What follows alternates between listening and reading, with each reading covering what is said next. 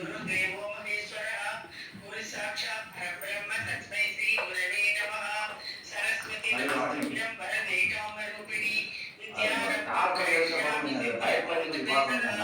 ज्ञानानन्दमयं देवं निर्मलस्फटिकाकृतिम् आधारं सर्वविद्यानां हयग्रीवमुपास्महे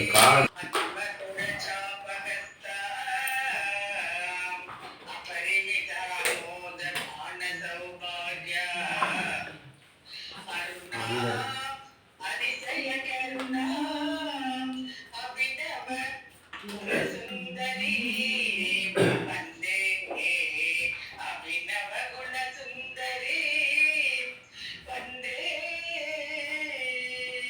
அபிநவ குணசுந்தரி வந்தே வந்தே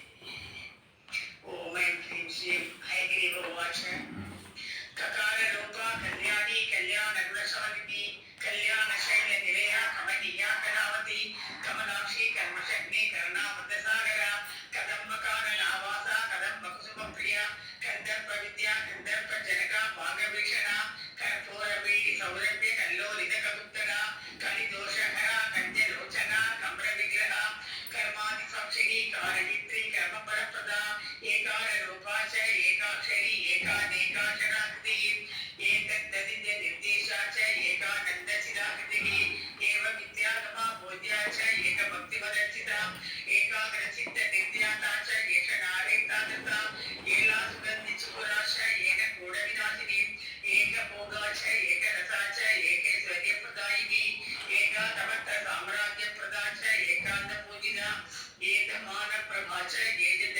जगदीश्वरी एक वीरादि संसेव्या च एक प्रभावशालिनी ईकार रूपा च ईक्षित्री च ईप्सितार्थप्रदायिनी ईतरि विद्या विनिर्देश्या च ईश्वरत्वविदायिनी ईशानादि ब्रह्ममयी च ईशित्वात् अष्टसिद्धिता ईक्षित्री ईशर शैतानकोटि ईश्वरवल्लभा ईर्जा च ईश्वरार्धाव्य शरीरेशा सिद्धिवता ईश्वर प्रेरणकरी च ईशताण्डवसाक्षिणी ईश्वर उसर्गनिलया च ईतिपादा विनाशिनी ईहा वलिता च ईशशक्ति ईशस्निधारणा तकार रूपा ललिता लक्ष्मी वाणी निषेविता लाकिनी ललनारूपा लसद्दाडिमपाडला ललन्तिका लसत्पाला ललाटनयनार्चिता लक्षणमङ्गल दिव्याङ्गी लक्षकोटेन्द्रनायिका लक्ष्यान्ता लक्षनागम्या लब्धकामा लतातनुः ललामराजदलिका लम्बमुक्तालदान्विता लम्बोदरप्रसौलभ्या लज्जाट्यालयवर्जिता ह्रीङ्काररूपा ह्रीङ्कारनिलया ह्रीपदप्रिया ह्रीङ्कारबीजा ह्रीङ्कारमन्त्रा ह्रीङ्कारलक्षणा ह्रीङ्कारजपसुप्रीता ह्रीमती भूषणा ह्रीं शीला ह्रीपदाराध्या ह्रीगर्भा ह्रीपदाभिधा ह्रीङ्कारवाच्या ह्रीङ्कारपूजा ह्रीङ्कारपीडिका ह्रीङ्कारवेद्या ह्रीङ्कारचिन्त्या ह्रीं ह्रीं शरीरिणी ककाररूपा सदृद्भुजिता ह्रीनेक्षणा हरप्रिया आराध्या ह्रीब्रह्मेन्द्रवन्दिता हयारूढा सेविताङ्ग्री हयमेधसमर्चिता हर्यक्षवाहना हंसवाहना हतदानवा हत्यादिपावशमनी हरिजस्वातिसेविता हत्तिकुम्भो दुर्गकुशा हत्तिकृत्तिप्रियामिना हरिद्रा कुङ्कुमान्विता खण्यस्वातमरार्चिता हरिकेशसखी आदिविद्या आलामदारसा सकाररूपा सर्वज्ञा सर्वेशी सर्वमङ्गला सर्वकर्त्री सर्वभर्त्री सर्वहन्त्री सनातना सर्वानवद्या सर्वाङ्गसुन्दरी सर्वसाक्षिणी सर्वात्मिका सर्वसौख्यदात्री सर्वविमोहिनी सर्वाधारा सर्वगता सर्वामगुणवर्जिता सर्वारुणा सर्वमाता सर्वाभरणभूषिता खगानान्ता कालहन्त्री कामेशीका कामिताकदा कामसञ्जीविनी कल्याणखण्डस्तरमण्डला करबोरु कलानाथमुखी कचजितामुदा कडाक्षस्यन्ति करुणा कपाली प्राणनायिका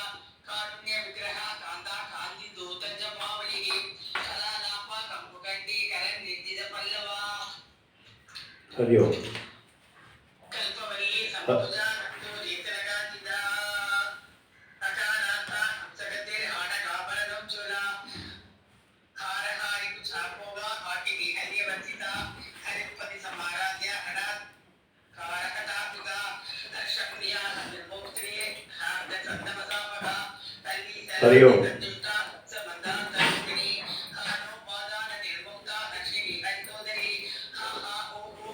हरि ओम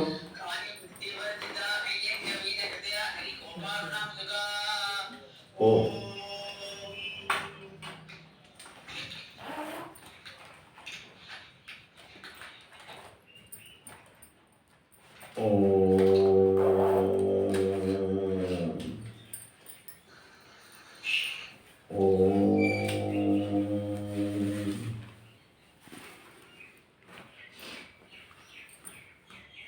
ओम ब्रह्मानंदं परमसुखदं केवलं ज्ञानमूर्तिं द्वन्द्वातीतं गगनसदृशं तत्त्वमस्यादिलक्ष्यम्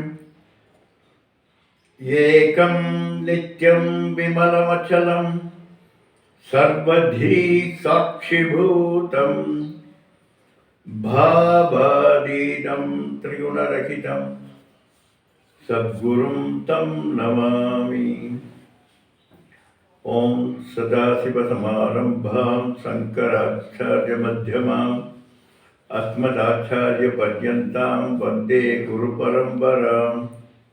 श्रुतिस्मृतिपुराणानाम् आलयं करुणालयं नमामि भगवत्पादशङ्करं लोकशङ्करं शङ्करं शङ्कराचार्यं केशवं बादरायणम् सूत्रभाष्यकृतौ वन्दे भगवन्तो पुनः पुनः ईश्वरो गुरुरात्मेधिर्मूर्तिभेदविभागिने व्योमवद्व्याप्तदेहाय दक्षिणामूर्तये नमः।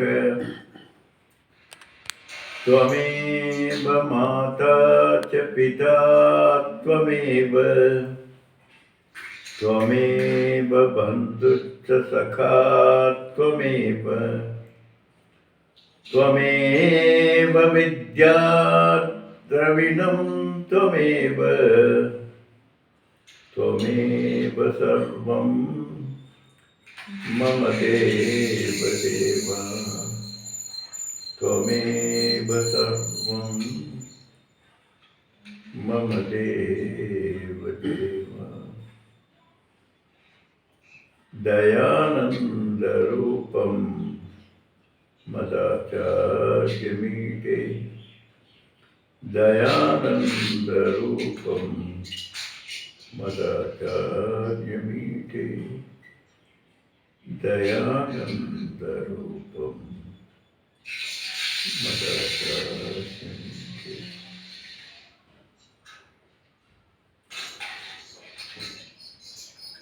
பூஜ்ய ஸ்ரீ தயானந்த சரஸ்வதி சுவாமிகளின் பாதார விந்தங்களை வணங்கி ஓம் சகனா பவது சகனௌ புனக்து சகவீர்யங்கரவாவகை தேஜஸ்வினாவதீதமஸ்து மா வித்விஷாவகை।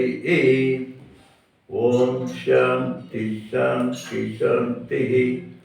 हरि ओम श्री गुरुभ्यो नमः। हरि ओम। अधिमधुरचापहस्ता अभरिमिदां मोद बाणसौभाग्या अरुणा அதிசய கருணா அபிநவ குணசுந்தரி வந்தே அபிநவ குலசுந்தரி வந்தே அபிநவ குணசுந்தரி வந்தே। ஹரியோம்மா மைக் ஆஃப் பண்ணி।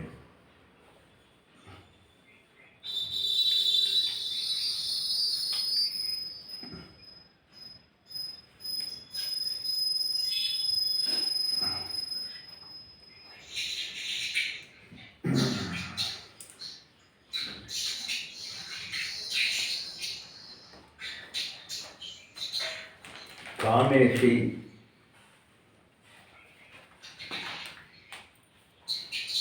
காமத்தை விரும்பக்கூடிய போக்கிய பதார்த்தங்கள். ஹரியோம். மைக் ஆஃப் பண்ணுமா?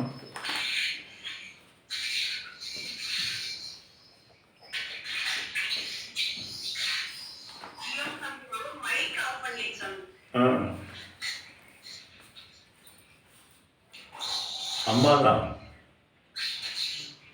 அம்மா பக்கத்தில் ஆம்புலன்ஸ் தேங்கி போயிட்டாங்க. ஆன்ல இருக்கு அவரு, அவ்வளோதான். காமத்தை விரும்பக்கூடியவர்களது போக்கிய பதார்த்தங்கள் விரும்பக்கூடிய ஜீவர்களுக்கு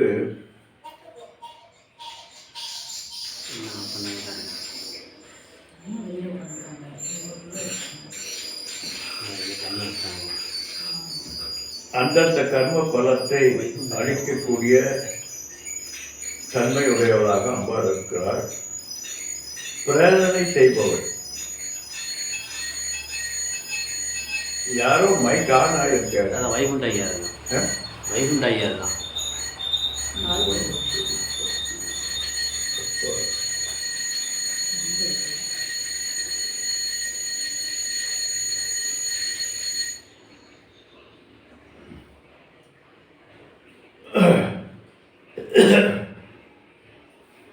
அப்படி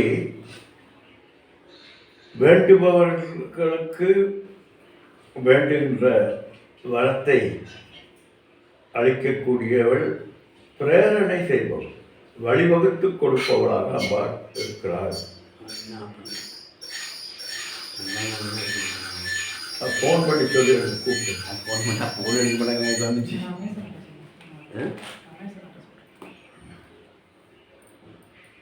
அவர் நம்பர் இருக்கா? காமிதார்த்தா, காமித அர்த்தாக,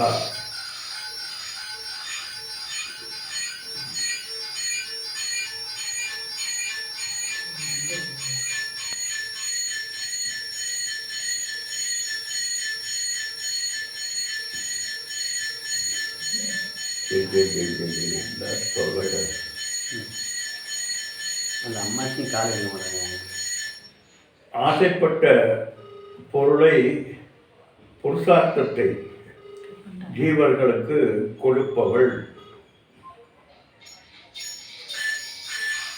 அதாவது சம்சார திசையில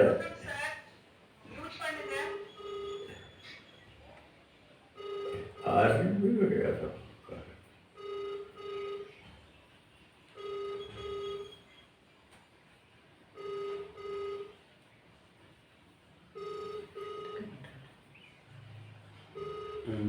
ஆஃப் பண்ணிட்டாங்க, ஆஃப் பண்ணிட்டாங்க.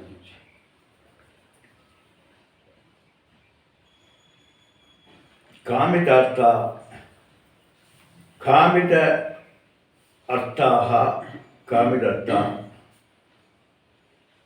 ஆசைப்பட்ட புருஷார்த்தத்தை. முதல்ல காமேசி, ஒருவருக்கு ஆசையாக தோன்றி அந்த ஆசை வடிவாக எதை எதை அடைய வேண்டுமோ அந்த பொருளாக ஆகி அவர்களுக்கு திருப்தி கொடுக்கக்கூடியவளாக, பிரேரணை செய்பவளாக, ஒரு ஆர்டர், ஒரு நியதியாக ஆசை வயப்பட்ட பொருள், அந்த ஆசை வயப்பட்ட பொருளை செய்யக்கூடிய சாதனை, அந்த சாதனையில் விளையக்கூடிய விளைவு என்று அத்தனையுமாக ஒரு ஆர்டராக இருக்கிறாள் என்று 143வது நாமத்திலே காமேசி என்கின்ற அந்த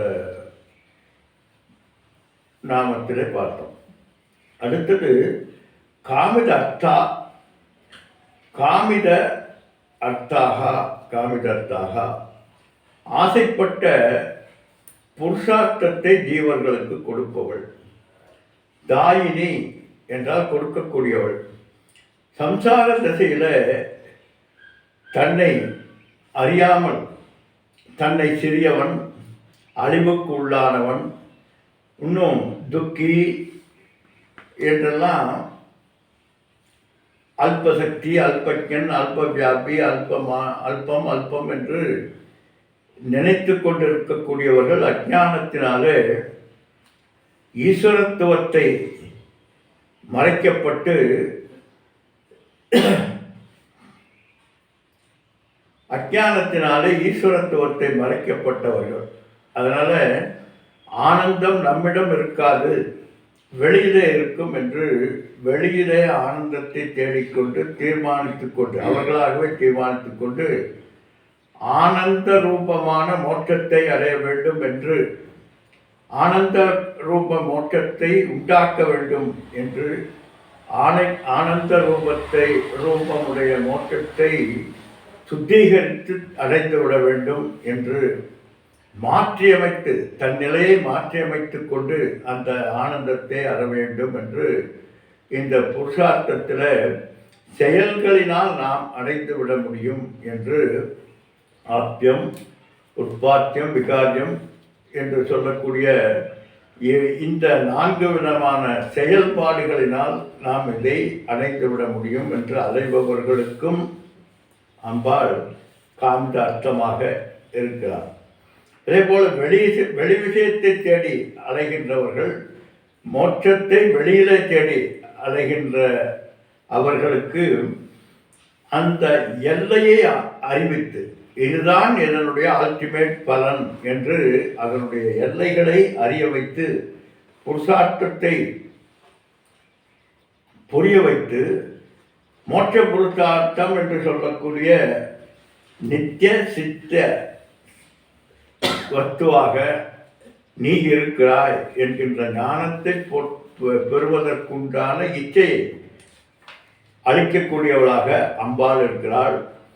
சித்த வஸ்து அல்ல, சாத்திய வஸ்து அல்ல, சித்த வஸ்து, எப்பொழுதும் அதுவாக நீ இருந்து கொண்டிருக்கிறாய் என்று சொல்லக்கூடிய ஒரு பெரும் ஞானத்தை நமக்கு அளிக்கக்கூடியவளாகவும் அம்பாள் தான் இருக்கிறார். அதனால்தான் அத்தியாத்ம வித்யா அதிகம்யதே இது சதுர்வித புருஷார்த்தத்தையும் அளிப்பவள் என்று அம்பாளுக்கு காமிதார்த்தா என்கின்ற ஒரு நாமாவளியாக விளங்குகிறார்.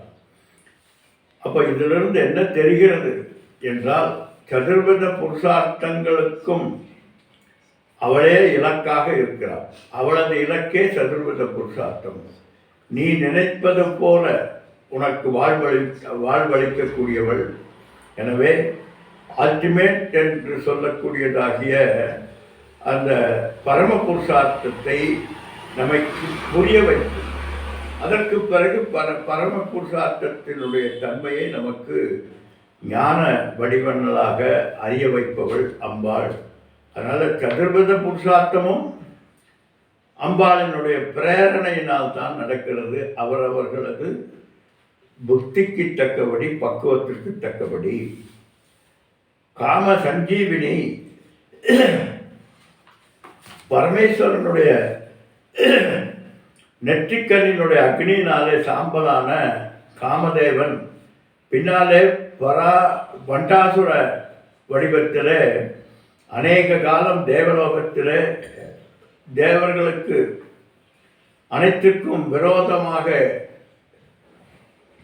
இருந்த அந்த மன்மதன் அவனது காமாஸ்திரத்தை பிரயோகிக்கப் போகின்ற சமயத்தில் அவனது மனைவி ரதிதேவி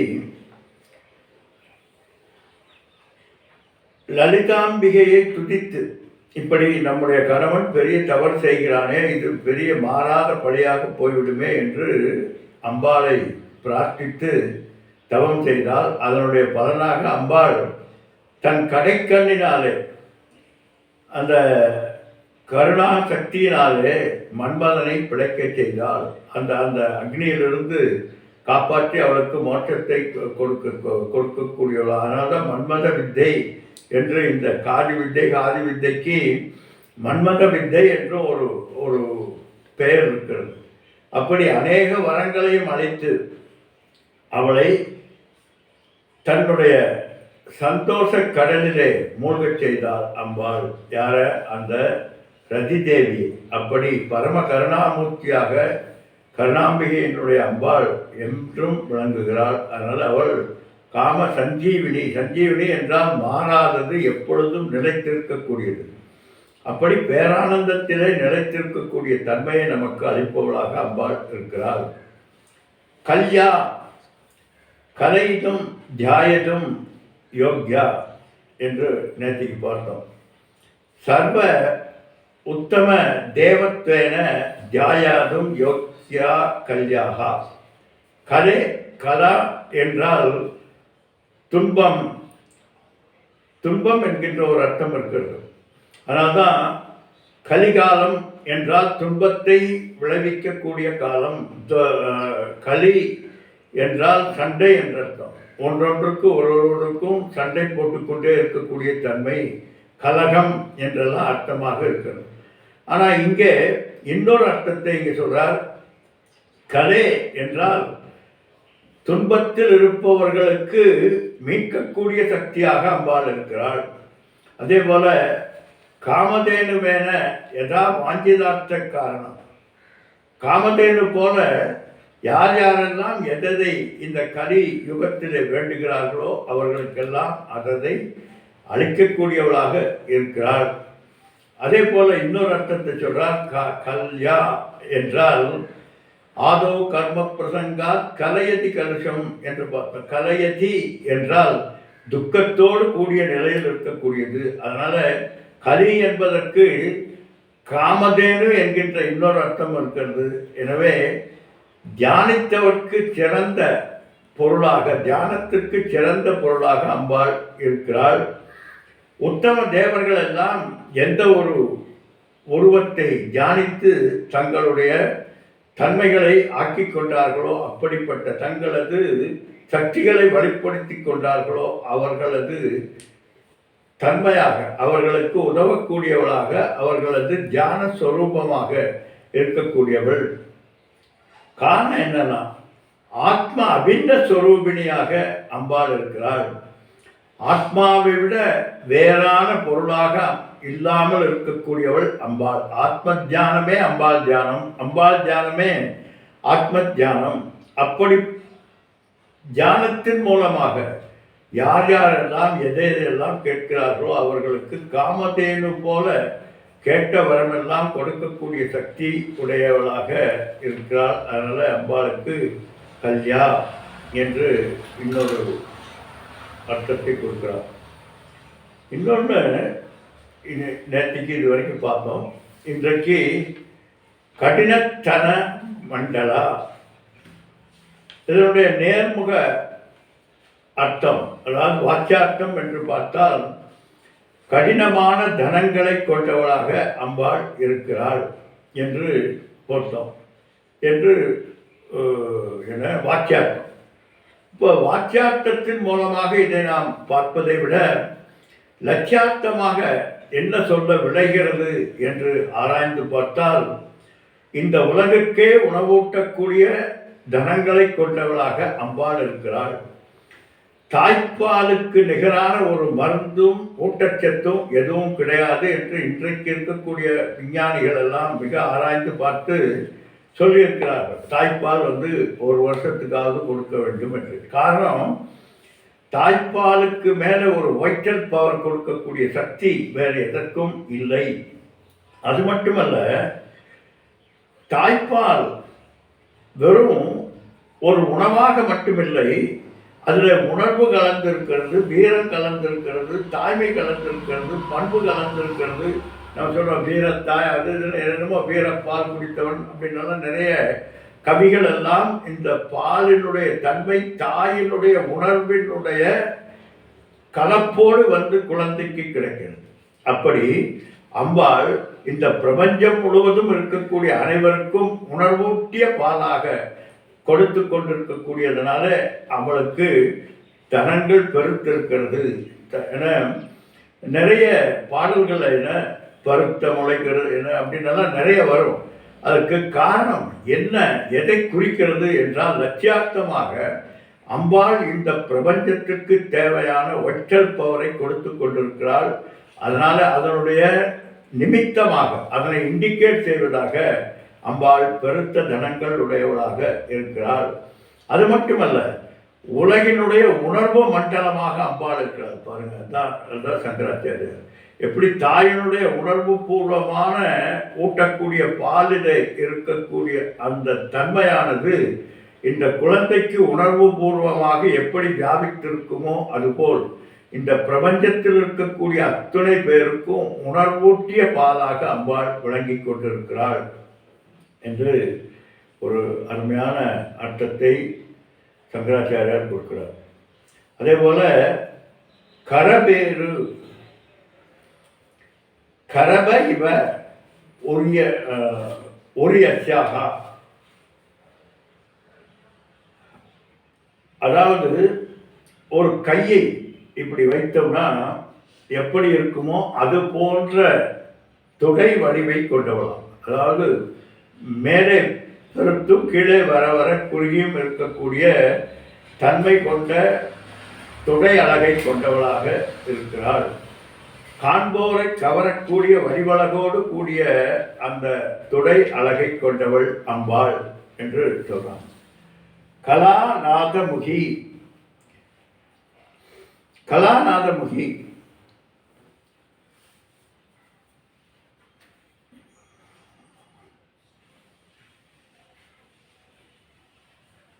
நிஸ்வாசிதம் ஏதத் ருக்வேதக யஜுர்வேதக சாமவேதக என்று பிருகதாரண்ய உபநிஷத்திலே சொல்லப்பட்டிருக்கிறது. அதாவது நிவாசிதக எதிரை அடைக்கலமாக கொண்டிருக்கிறதோ அது எதையெல்லாம் அடைக்கலமாக கொண்டிருக்கிறார் அம்பாள்.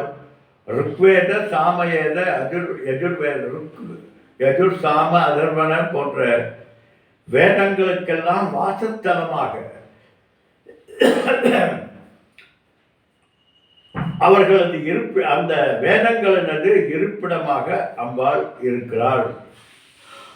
அதுதான் பிரம்மசூத்திரத்தில் சாஸ்திர யோனித்வார் என்று சொல்லப்பட்டிருக்கிறது. சாஸ்திரங்களின் மூலமாக அறியக்கூடிய விஷயமாக இருக்கக்கூடியது பரபிரம்மஸ்வரூபம் என்கின்ற ஒரு அர்த்தம். அதனால சாஸ்திரங்கள் ரூபமாக, சாஸ்திரம் அம்பாள் ரூபம், சாஸ்திரம் தான் அம்பாள், அம்பாள் தான் சாஸ்திரம். அப்படி அந்த அம்பாளினுடைய மூலமாக சாஸ்திரத்தின் வித்யாவினுடைய வழியாகத்தான் நீ ஞானம் பெற வேண்டும். எனவே சாஸ்திர யோனித்வாத் என்று பிரம்மசூத்திரம் மிகப்பெரிய ஒரு சூத்திரமாக அதை எடுத்து விளக்குறதுக்கு பல நிலைப்பாடுகளிலே விளக்கி கொண்டே போகிறார். அப்படிப்பட்ட சாஸ்திர யோனித்வாத் என்று அம்பாள் தான் சாஸ்திர நாதமுகி என்று சொல்லக்கூடிய சப்தத்தினுடைய இருப்பிடமாக, அந்த சப்தம் எப்படிப்பட்ட கலாநாதம் என்று சொல்லக்கூடிய அந்த ஞானத்தினுடைய இருப்பிடமாக அம்பாள் இருக்கிறாள். இன்னொன்று, கலாநாதம் என்றால் ஆயக்கலைகள் 64 ஆள்பவள். அதே போல வழிமுறைகளை கற்பித்தவள், இலக்கணங்களை செய்வித்தவள், ஆட்டி வைக்கக்கூடிய முகப்பொழிவுடையவள். பாருங்க என்னென்ன வர்ணனை கொடுக்குறாங்க பாருங்க. 64 கலைகளாக இருக்கக்கூடியவள். ஏன் அவள் சரஸ்வதி தேவி. ஆயக்கலைகள் 64 தன்னகத்தே கொண்டிருக்கக்கூடிய சரஸ்வதி தேவியாக அம்பாள் இருக்கிறார். சரி, ஒன்று கலா ரூபிணி. அடுத்தது கலைகளை ஆளக்கூடியவள். இந்த கலைகளில் வரக்கூடிய அத்துணை நிலைப்பாட்டுகளையும் தன்னகத்தே வைத்துக்கொண்டு ஆள்பவளாக இருக்கிறாள். அடுத்தது வழிமுறைகளை வழிமுறைகளும் அம்பாளிடமிருந்தே வந்ததுனா. எப்படி இந்த நோட்ஸ் அப்படின்னலாம் என்னமோ சொல்கிறாங்களே, மேலே இருக்கிறது கீழே இருக்கிறது இதெல்லாம், அப்படி வழிமுறைகளை வகுத்து கொடுத்தவளாக இருக்கிறார். அதே போல ஒரு இலக்கணமாகவும் இருக்கிறாள். இந்த 64 கலைகளுக்கும் இலக்கணத்தை தன்னகத்தே இருந்து கொண்டு வந்து கொடுத்தவளாகவும் இருக்கிறாள். அப்படி இத்தனையும் கொண்டிருக்கக்கூடியதை தன்னுடைய முகப்பொழிவிலே காட்டிக் கொண்டிருக்கிறார். தன்னிடம் அந்த ஆளுமை இருக்கிறது. எப்படி ஒரு கற்றவர்கள் அந்த முகத்தை பார்த்தால் ஒரு தெளிவு இருக்கும், அதுபோல இப்போ இந்த இந்த இந்த கல்வி அல்ல, இந்த கல்வி அல்ல. யார் வந்து சாஸ்திரங்களை படித்திருக்கிறார்களோ அவர்களது அகத்தின் அழகு முகத்தில் தெரியும் என்று நான் அடிக்கடி சொல்வதுண்டு. இந்த வேத பாடசாலையில் போய் பார்த்தீங்கன்னா அந்த பிரம்மச்சாரி பசங்கள்லாம் வேற எந்த விதமான சிந்தனையும் இல்லாமல் அந்த பாடத்திலேயே அந்த அத்தியனத்திலேயே அவர்கள் இருக்கின்ற காரணத்தினாலே பார்த்தால் கொடுக்கும் முழுக்க அப்படி பொம்மை போல் இருப்பாங்க.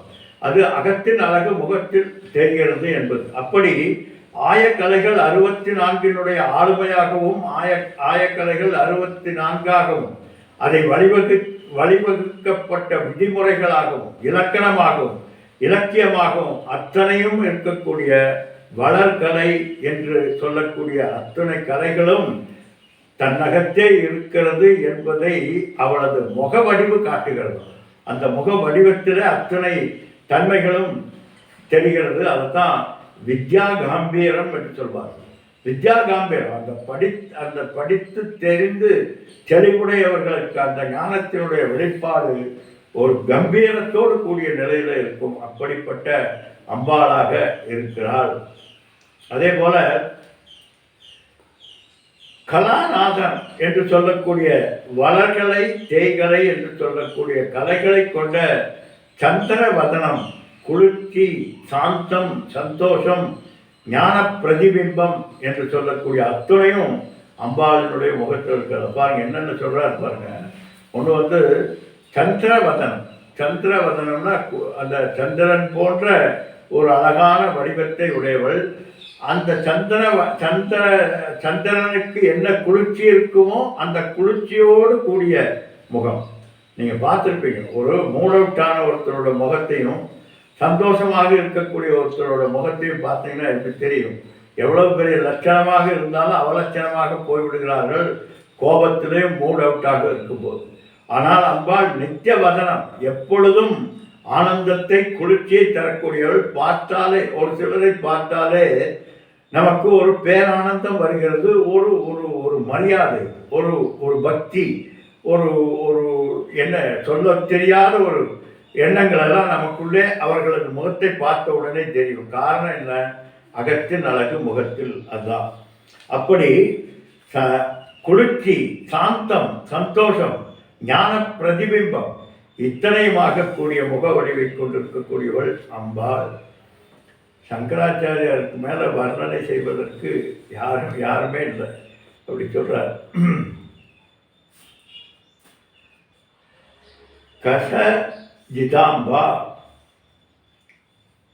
கருணை நிற கூந்தல் உடையவள். மேகத்தையே வெட்கப்படக்கூடிய அளவுக்கு தன்னுடைய கூந்தலை கொண்டிருக்கக்கூடியவளா அம்பாள். அம்பாளது கூந்தல் மேகத்திற்கு இணையாக இருக்கக்கூடியது. அந்த கூந்தலை பார்த்து மேகம் வெட்கப்படுகிறதா, ஐயோ இவ்வளவு அழகாக இருக்கிறாள் என்று சொல்லக்கூடியதாம். அப்படி தியாமகேசி என்கின்ற ஒரு பெயரும் அம்பாளுக்கு உண்டு. அப்படி ஆச்சரியப்படக்கூடிய நிலையில இருக்கக்கூடிய கூந்தலினுடைய அழகை கொண்டவள் அம்பாள். இன்னொரு இதில் பார்த்தோம், இந்த பிரபஞ்சத்தில் இருக்கக்கூடிய மலைகளை எல்லாம் தன்னுடைய கூந்தலாக கொண்டவள் அம்பாள் என்று முன்னால் ஒரு இதில் பார்த்தோம். அதுபோல அம்பாளினுடைய அழகுக்கு அழகு செய்கின்ற விதத்திலே கூந்தல் இருக்கிறதாம். இப்போ எல்லாரும் வேண்டுதலுக்கு மொட்டை அடிச்சுக்கிறோம். ஏன் மொட்டை அடிச்சுக்கிறோம்? அந்த நாத்திகள் கேட்குறாங்க, முடி வளர்ந்துடும் அதனால மொட்டை அடிச்சுக்கிறாங்க. சாமிக்கு காணிக்கையாக கொடுக்கறதுக்கு எடுத்தால் வராதவனை கொடுக்கலாமல்ல, கையை வெட்டி கொடுக்கலாமல்ல, காலை வெட்டி கொடுக்கலாமல்ல என்றெல்லாம் கேட்பார்கள். பெரிய அவர்களெல்லாம் என்ன பெரிய அறிவு ஜீவிகள். அதனால் அப்படி கேட்பாங்க. அல்லப்பா, இது பெரிய தாற்பயத்தை உடையது. ஒரு மனிதனது ஆணவத்தை குறிப்பது முடி. அதனால்தான் மணிமுடி என்று சொல்கிறார்கள். ஏன் கிரீடத்தை தலையில் வைத்திருக்கிறார்கள் என்றால் மணிமுடி அது. அப்படி ஆணவத்தை நம்ம படிக்கிற போது பார்த்தீங்கன்னா, நம்ம பாடசாலையில் போகிற போது இந்த முன்னால் ராவட்டுன்னு சொல்லுவாங்க, முன்னால் இருக்கக்கூடியதெல்லாம் எடுத்துருவாங்க. காரணம், இது ஆணவத்தை குறிக்கக்கூடிய இந்த ஆணவத்தை எடுத்து நான் சாஸ்திரம், குரு, இறைவன் இந்த மூன்றில் மட்டும்தான் என்னுடைய நிலைப்பாடு இருக்கிறது என்று 3 முடியை மட்டும் வைத்துவிட்டு மிச்சத்தை எல்லாம் எடுத்துருவாங்க. பாருங்க, அங்கே முடி எதை குறிக்கிறது? ஆணவத்தை எடுப்பதற்கு குறிக்கிறது. கடைசியாக சந்நியாசம் பெறுகிற போது அந்த 3ஐயும் எடுத்து விடுகிறார்கள். அதனால இந்த ஆணவம் அதுவும் போய்விடுகிறது என்று. இப்படி ஒரு மனிதனுக்கு முடியினுடைய அழகு, அதனால தான் விக்கு வச்சுக்கிறான் எல்லாரும். கொஞ்சம் கொஞ்சம் இந்த முன்னால கொஞ்சம் சொட்டையாக இருந்துன்னு வைங்களேன், அவன் என்ன இப்படி சீவிக்கும், முன்னால் அந்த சொட்டையை மறைச்சு சீவிக்கும். ஏன்? ஆணவம் அந்த முடியினுடைய அழகை பொறுத்து தன்னுடைய நிலைப்பாட்டை கொண்டிருக்கிறது என்று நினைத்துக் கொள்கிறார். அதனால ஆணவத்துக்கு அறிகுறியாக இருப்பது முடி. அதனால என்னுடைய ஆணவத்தை பகவானுக்கு சமர்ப்பிக்கிறேன் என்று சொல்லித்தான் முடி காணிக்கை கொடுக்கிறார்கள். அதனால முடி என்பது ஒருவருக்கு அழகை கொடுக்கக்கூடியது. அதனால தான் ஏன்னா முடியுள்ள சீமாட்டி எப்படி வேணாலும் முடிஞ்சுக்குவான்னு சொல்லுவாங்க. அது போல பாப் படிக்கிறது எல்லாம் எதற்கு? அழகுபடுத்தி கொள்வதற்கு. அது எப்படி இருந்தால் நமக்கு என்ன என்று பப்பரப்பேன இருக்க முடியாது. காரணம் அந்த அந்த அந்த ஒடுக்கத்திலே தன்னுடைய நிலைப்பாடு தெரிகிறது. தலையை சரியாக வாரி வகுடெடுத்து பாருங்க. அந்த வகுட்டுக்கு மிகப்பெரிய லட்சணங்கள் எல்லாம் கவிஞர்கள் சொல்கிறார்கள். அதில் என்னமோ ஒழுக்கம் இருக்கிறது, என்னென்னமோ அதை பற்றியெல்லாம் படிச்சிருக்காங்க. அந்த மாதிரி அந்த முடி, இந்த முடியினுடைய அழகு அம்பாளுக்கு அப்படியே என்ன கார்மேகம் போன்ற தன்மையை உடையது. அவளது அந்த அந்த முடி அழகு அம்பாளினுடைய தன்மையை விளக்குகிறது, கம்பீரத்தை விளக்குகிறது, சாந்தத்தை விளக்குகிறது என்றெல்லாம் நிறைய சொல்லிகிட்டே போகிறாங்க. அப்படி கச ஜிதாம்பா, கருமை நிறத்தோடு கூடிய கூந்தல். அந்த கூந்தல் எப்படி இருக்கிறது என்றால் அந்த கருமேகங்களை ஜெயித்தவன். ஜிதம் என்றால், ஜிதாம்பா என்றால் வென்றதாக இருக்கக்கூடிய, கருமேகங்களை வென்ற முடி அழகை கொண்டவள், கூந்தல் அழகை கொண்டவள் அம்பாள். கடாட்சி சந்தி கருணா, கருணை கண்கள், கண்களிலே கருணை மலை கொட்டக்கூடிய தன்மையாக இருக்கிறாளாம் அம்பாள். அதனால்தான் நம்ம இதில் பார்த்தோம், இதில் தியான ஸ்லோகத்தில் அதிசய கருணாம் என்று. அருணாம் அதிசய கருணாம், அதனே அதிசய கருணாம். அங்கே பார்த்தோம் கருணையில் 2 விதமான நிலைப்பாடுகள் இருக்கிறது அம்பாளது ஆளுமையில். ஒன்று அனுக்கிரகம், இன்னொன்று நிக்கிரகம். நிக்கிரகம் அனுக்கிரகம் என்கின்ற 2ம் தான் அதிசய கருணை. கண்டித்து காப்பவள், அனைத்து காப்பவள். அப்படி 2 நிலமாக இருக்கக்கூடிய கடாட்சத்தை, கருணையுடன் கூடிய கடாட்சத்தை கொண்டிருக்கக்கூடியவள் ஒன்று. எல்லா தெய்வங்களுக்கும் உயர்ந்த தாழ்ந்த நிலையில் இருக்கக்கூடிய, எல்லா தெய்வங்களுக்கும் தீன நிலையில் இருப்பவர்களுக்கும் அணைபவருக்கும் அருள் புரிபவள். இந்த கருணை கண்ணுக்கு தெரியாது. அந்த கருணை, அவளுடைய கருணை நம்முடைய கண்ணுக்கு தெரியாது, ஆனால் கண்ணின் மூலமாக தெரியலாம். எப்படி வர்ணிக்கிறார் பாருங்க. கண்ணுக்கு அவளுடைய கருணை நம்முடைய கண்ணுக்கு தெரியாது, ஆனால் அம்பாளின் கருணை கண்களால் நாம் அதை உணர முடியும் என்று சொல்றார். அப்போ ஆனந்த பாவமாக, அது அந்தரதமமாக இருக்கக்கூடியதுனாலே அவளுடைய கருணை நமக்கு கண்முன்னால் தெரிவதில்லை, ஆனால் கண்ணிலே தெரிகிறது. அந்த அதே போல ஒருத்தரது தன்மையை எப்படி புரிந்து கொள்ளலாம் என்றால், தனக்குள்ளே இருக்கக்கூடிய ஒரு பக்குவத்தை எப்படி ஒருவர் வெளிப்படுத்துகிறார்கள், எப்படி அவர் எப்படிப்பட்டவர் என்று தீர்மானிக்க முடியும் என்று சொன்னால், அந்த இனிமையான தன்மை, அம்பாளினுடைய இனிமையான தன்மை யாருடைய உள்ளத்திலே வியாபித்திருக்கிறதோ அவருக்கு ஹிதமான பேச்சு வரும். மதுரமான கனியிருப்ப காய் கவர்ந்தற்று என்று மதுரம் கலந்த பேச்சு இருக்கும். அவருடைய பேச்சில் ஒரு நளினம் இருக்கும். ஒரு கடாபுடா என்று பேச மாட்டார்கள். அளவறிந்து பேசுவார்கள், அறிவோடு பேசுவார்கள், ஆணித்தரமாக பேசுவார்கள். உடனே என்ன ஹிதமாக பேசுவார்கள்னா வளவள கொலவ அல்ல, எதை பேச வேண்டுமோ அதை பேசுவார்கள். அதில் அடுத்தவர்கள் புண்படாமல் இருக்க வேண்டும் என்பதில் மிக மிக கவனம் கொண்டவர்களாக இருப்பார்கள். அதுதான் அவர்களது பக்குவம். எதை புரிய வைக்க வேண்டுமோ அதை புரிய வைப்பார்கள். ஆனால் கடினமான வாக்கினால் அல்ல, கிதாமாக பேசி, அதே போல புன்முறுவலான பேச்சு பேசுகின்ற போதே ஒரு புன்முறுவல் கலந்த பேச்சோடு இருக்கக்கூடியவர்களாக இருப்பார்கள். அதே போல ஹிதமான பார்வை, ஒருவர் பார்வை எப்படிப்பட்டதாக இருக்கும் என்றால், கவிஞர்கள் சொல்கிறார்கள், எதை வேண்டுமென்றாலும் நீ வார்த்தையிலே மறைத்து விடலாம், உனக்குள் இருக்கக்கூடிய விஷயங்களை வார்த்தையிலே மறைத்து விடலாம், ஆனால் கண்ணினால் மறைக்க முடியாது. உனக்குள் இருக்கக்கூடிய சோகத்தை நீ எப்படி வெளிக்காட்டி முகபாவத்தை கூட மாற்றிக்கொள்ளலாம், ஆனால் கண்ணிலே சோகத்தை கண்டுபிடித்து விடுவார்கள். வெறுப்பு, இன்பம், துன்பம் அத்துணையும் கண்ணினுடைய பாவனையிலே கழித்து கொள்ளலாம். அதனால அந்த ஹிதமானவர்களது பார்வையில ஆனந்த களிப்பு ததும்பும் முகமாக இருப்பார்களாம். இவை அத்தனையும் இதை வைத்துத்தான் இவருடைய உள்ளத்திலே அம்பாள் நிலைத்திருக்கிறாள் என்பதை நாம் அறிந்து கொள்ள முடியுமா? அவரவர்களது பாவனையின் மூலமாக தன்னை வெளிப்படுத்திக் கொள்பவளாக அம்பாள் இருக்கிறாள். உம்முன்னு இருந்தா போச்சுன்னு அர்த்தம். உள்ளுக்குள்ள மூத்தவள் வந்துட்டாள்னு அர்த்தம், இளையவள் இருக்கிறாள் என்று அர்த்தம் அதுதான்.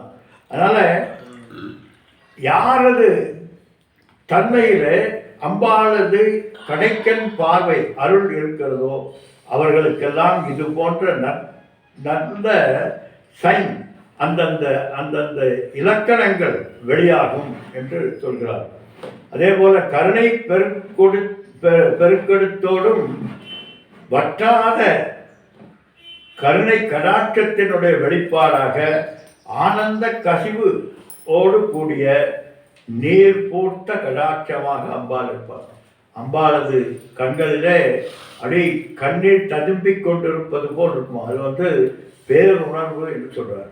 பக்தனை பார்த்து வற்றாத கருணையினாலே அம்பாள் தன்னுடைய கண்களில் ஈரப்பதத்தை காட்டிக் கொண்டிருப்போலாம். என்னென்னமோ சொல்லிட்டே போறார்.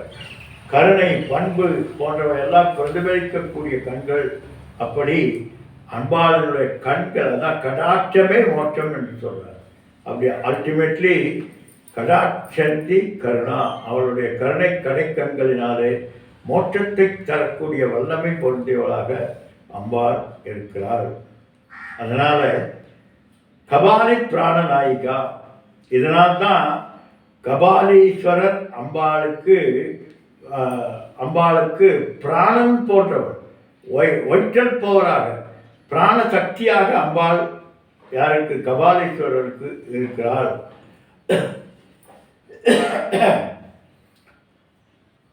ஆனந்த கால பைரவர் என்று சொல்லக்கூடிய அவர் பஞ்ச பிராணங்களுக்கும் அதிஷ்டான தெய்வமாக இருக்கிறார்.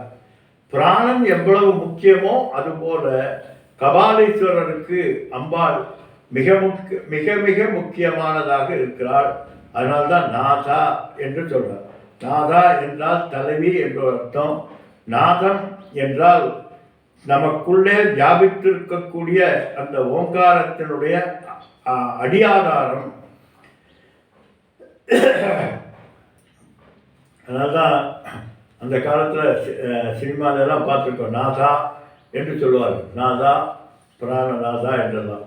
அப்படி அடியாதாரமாக நாதன் என்றால் தலைவன் என்று ஒரு அர்த்தம், என்னை ஆள்பவள். அப்போ கபாலீஸ்வரரை ஆள்பவளாக ஈஸ்வரியாக அம்பாள் இருந்து கொண்டிருக்கிறாள்.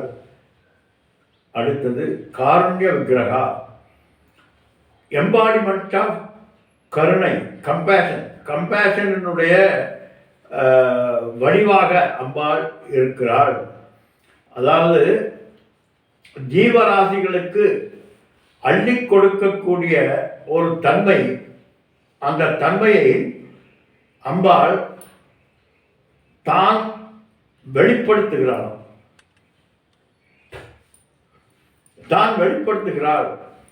எப்படி?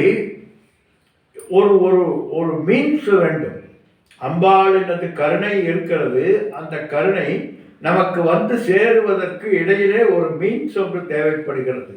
அப்படி நிர்குண நிரஞ்சன நிர்விகாரமாக இருக்கக்கூடிய அம்பாள் தன்னுடைய கருணையினாலே ஒரு விக்கிரகமாக வடிவெடுத்து வந்து நமக்கெல்லாம் அருளை தரக்கூடியதற்கு ஒரு மீன்ஸாக அம்பாள் விளங்கி கொண்டிருக்கிறாள். ஜீவராசிகளுக்கு அள்ளி கொடுக்க ஒரு வடிவம் வேண்டும். அந்த வடிவமாக அம்பாள் தானாகவே எடுத்துக்கொண்டு இருக்கிறாள்.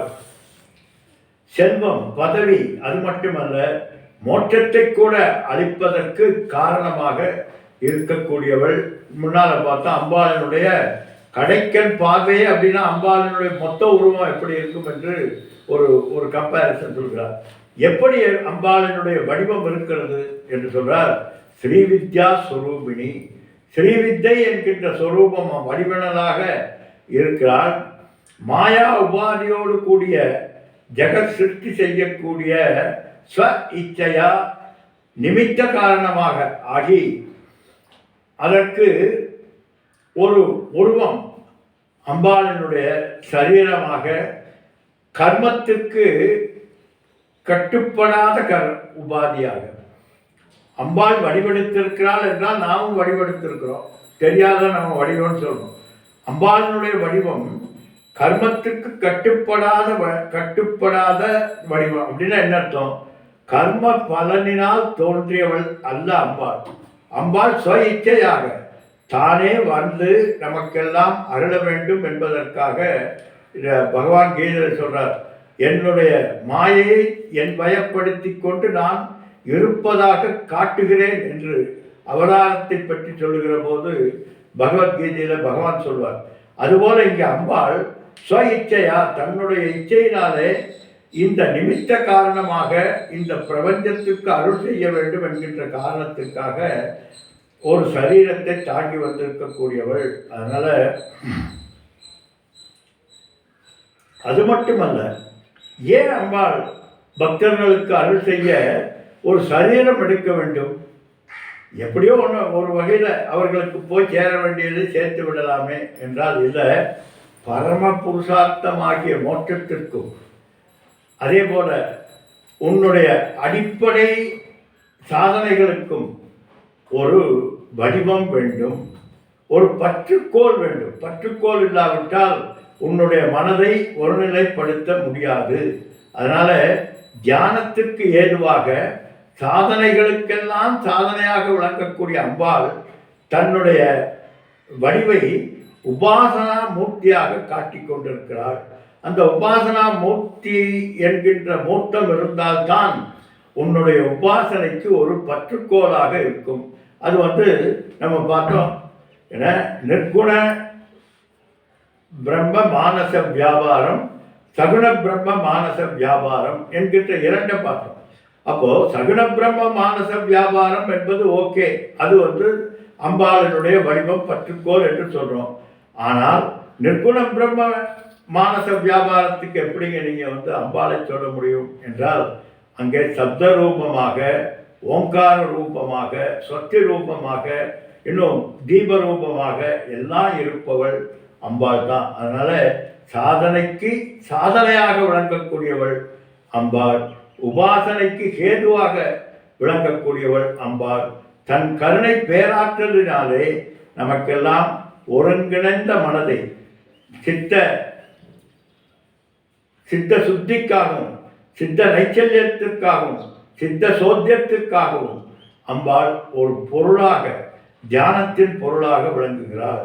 அதனால சகுண பிரம்ம உடனே நாங்கெல்லாம் நிர்குண பிரம்ம உபாசகர்கள், சகுண பிரம்மெல்லாம் கீழானது, நாங்கள்லாம் மேலான தன்மையை உடையவர்கள் என்கின்ற எண்ணம்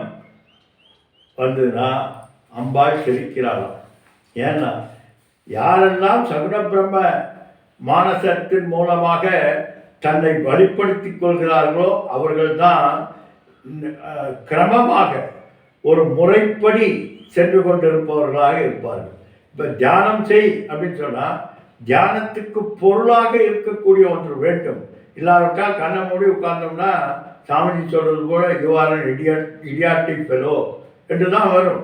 அப்போ தியானத்துக்கு பொருளாக ஒன்று இருக்க வேண்டும். அதனால தான் கிரமமாக செல்வார். ஒரு கிரமப்படி படிப்படியாகத்தான் செல்வார்கள். அதைத்தான் ஒரு உபநிஷத்தில் சொல்கிறது, வஜ்ரஹஸ்த புரந்தரா என்று ஒரு தேவதா அதிகரணம் அப்படிங்கிற ஒரு ஸ்துதியில் இந்திரன் வஜ்ராயுதத்தை கொண்டு உள்ளான் என்கின்ற ஒரு சரீரத்தை எடுத்திருப்பதாக ஒரு தன்மை இருக்கிறது என்று சொல்கிறார். காரணம் என்னன்னா, இந்திரன் என்று சொன்ன உடனே உன்னுடைய நினைவிலே ஒன்று வேண்டும்.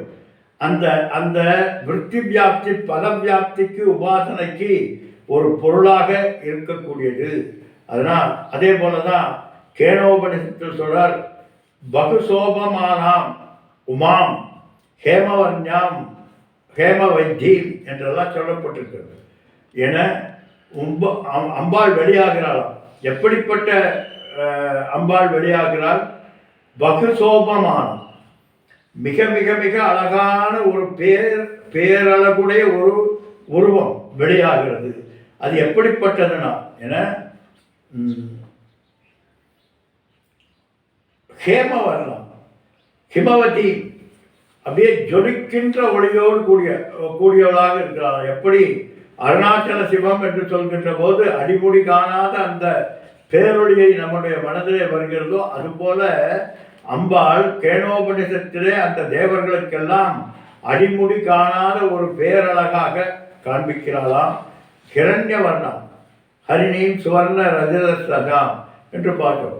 அப்படி தங்க நிறமாக ஜொலிக்கக்கூடியவளாக இருக்கிறாள்.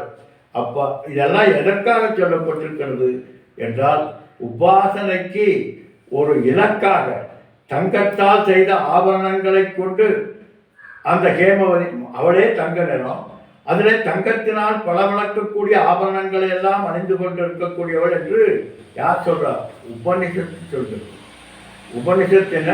வேதாந்தோ நாம உபனிஷத் பிரமாணம். உபனிஷத் தான் நமக்கு பிரமாணமாக இருக்கக்கூடியது. அந்த உபனிஷத்தை இந்த சகுனத்தை சொல்கிறது. எதற்கென்றால், உன்னுடைய தியானத்துக்கு பொருளாக இருந்து தியானத்தை வளர்த்து அதன் மூலமாக படிப்படியாக நீ சாதனையை பெற வேண்டும் என்பதற்காகத்தான். அதனால்தான் பரதேவதைக்கு பிரகாசமே சரீரமாக கொடுத்திருக்கக்கூடியவர்கள் இருக்கிறார்கள். இந்திராதி தேவர்கள் எல்லாம் தியானிக்கக்கூடிய சரீரமாக அம்பாள் விளங்குகிறாள். இப்படி அனீஸ்வர வியாதிகள் என்று சொல்லக்கூடிய வியாதிகளுக்கு பதில் சொல்றார் சங்கரர். தியான மூலம், தியானத்திற்கு ஒரு மூலம் வேண்டும் அப்பா. அதனால்தான் அந்த சகுண பிரம்மன் தான் நிர்குண பிரம்ம விசாரணைக்கு ஸ்டெப்பிங் ஸ்டோனாக விளங்குகிறது. அப்படி மித்யா ஆத்ம பிரகாஷ்யா, மித்தையினுடைய வடிவாக ஆத்ம பிரகாசத்தை தனக்கு காட்டுபவளாக அம்பாள் இருக்கிறாள். அதனால காருண்ய விக்கிரகா, தன்னுடைய கருணையினாலே எந்த விதமான நாம ரூபங்களுக்கு அப்பாற்பட்டு இருக்கக்கூடிய அம்பாள் தன்னுடைய கருணையினாலே காருண்யத்தினாலே விக்கிரக வடிவமாக, எப்படி அர்ச்சித ரூபா என்று சொல்வார்கள், பரலோகத்தில் இருக்கக்கூடிய பரபிரம்மத்திற்கு அர்ச்சனை எப்படி செய்வது? நாம் அர்ச்சிப்பதற்கு, தியானிப்பதற்கு பல நிலைப்பாடுகள் இருக்கிறது. அப்படி அர்ச்சிக்கக்கூடிய நிலையில் இருக்கக்கூடிய அர்ச்சாவதாரம் என்று சொல்வார்கள். அப்படி அர்ச்சாவதாரமாக அம்பாள் தன்னுடைய கருணையினாலே நமக்கு தியான பொருளாக, தேய பொருளாக, அந்த ஞானத்திற்கு சாதனையாக அம்பாள் தன்னுடைய கருணையினாலே வெளிப்படுகிறாள். அதனால காருண்ய விக்கிரகா. ஓம் பூர்ணமத பூர்ணமிதம் பூர்ணமுதச்யதே பூர்ணஸ்ய பூர்ணமாதாய பூர்ணமேவாவசிஷ்யதே. ஓம் சாந்தி சாந்தி சாந்தி. ஹரி ஓம் ஸ்ரீ குருப்யோ நமக. ஹரி ஓம்.